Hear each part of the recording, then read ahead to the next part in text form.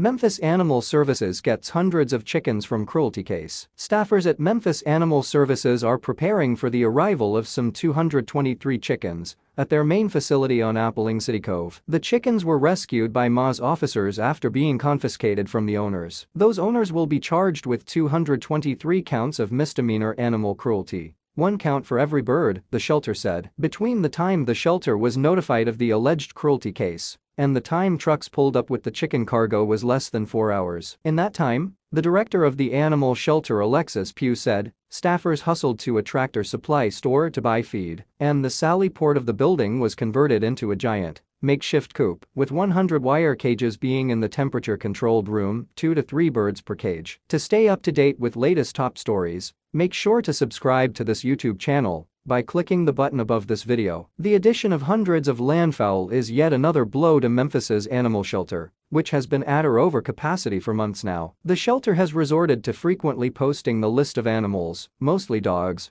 who are scheduled for euthanasia for various behavioral or physiological issues. Pugh calls this moment the shelter finds itself in disheartening. It has been perhaps one of the toughest time periods that we've ever faced, including right after I got here, because it feels like we've gone backwards, Pugh said. Shelters nationwide, she said, are experiencing staggering intake numbers unmatched by outgoing animals. Memphis's shelter was built to accommodate roughly 400 animals. With the addition of the 100-strong brood of chickens, the shelter is in a crisis. It is an unheard-of record, Pugh said. We have close to 950 animals now. Not all of the animals are in the physical shelter, but hundreds currently are. Pugh said the staff is constantly worried about the confines they can provide for the animals. We are trying. We really are trying. But there comes a breaking point, and we're about there, she said. To that end, MAS is once again pleading for any kind of help. If animals are adopted, that not only frees up shelter space, but also enables staffers to adequately care for their animals. If someone can't adopt, Pugh said, then consider fostering. If paying for an animal's needs isn't feasible, the shelter has a program in place that helps with food and supplies. Anything at this point. We even need help taking care of the chickens at the shelter. So if you want to volunteer to help, come on, chicken people. The shelter has employed a number of promotions over the past year to encourage adoptions, including the most recent one.